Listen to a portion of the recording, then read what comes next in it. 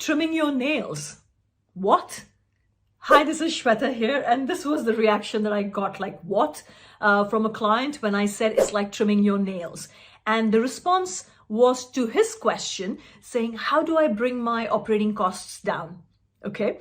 Now, my belief is that operating costs are like nails. They grow in a very slow and steady way. And generally, when the businesses are growing and the team is expanding, people are not really focusing on this slow and steady creep that happens. And basically, it's the money and the value that's left on the table.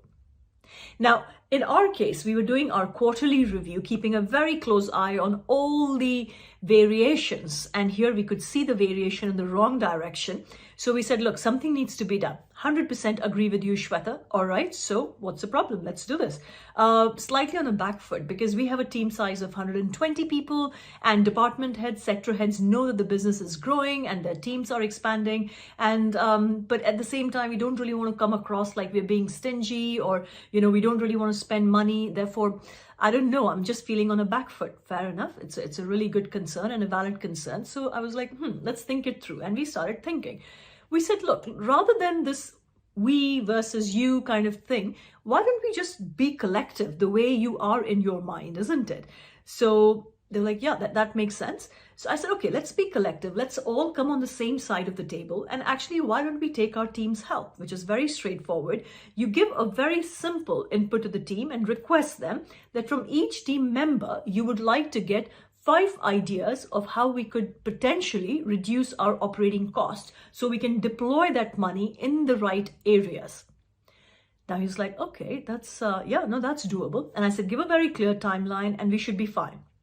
Now look, if I were to ask you that, do you have simple 5 ideas? Doesn't matter how big is the saving or how small is the saving. Do you have simple 5 ideas where we can save some money? Just shave off a little bit, okay, on a day-to-day basis in the business. I'm sure you will be able to come up with many ideas.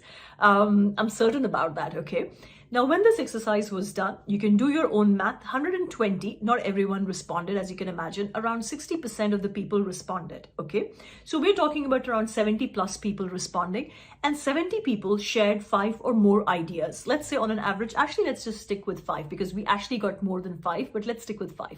There were 350 ideas on the table for the business owner to look at to see, okay, what can be achieved? Now, obviously, you might be thinking, but there'll be some duplicate ideas. Yeah, sure. Let's be liberal here. Actually, we didn't have so much of duplication, but let's assume 50% duplication is sitting right here.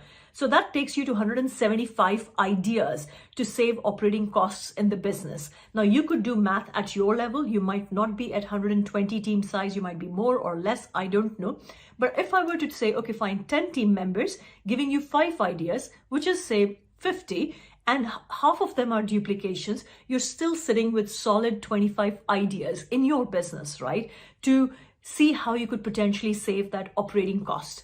This is exactly what was done in the business. We actually went through the whole list and chose high impact, high ease, where we had the confidence of actually implementing that idea, just went with that. And we said, yeah, there you go. The business ended up saving in 6 digits.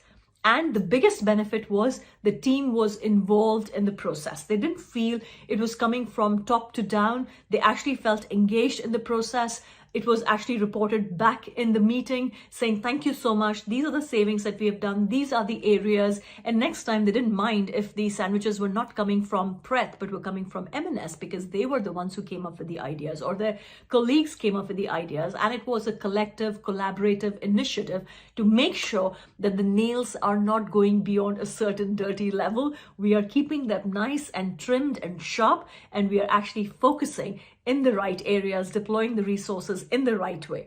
So make sure you're looking at your business's nails, make sure they're keeping trimmed or they are being trimmed by you and your team, and you're on top of it, because I assure you, this is the easiest place of making more money for yourself, for the business and for the team, and actually growing the business the right way.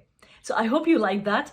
Take care, and we'll be in touch very soon. And remember to subscribe, because you will be getting these practical, simple ideas which can keep your business look sharp and smart and beautiful. Okay, you take care, and see you soon.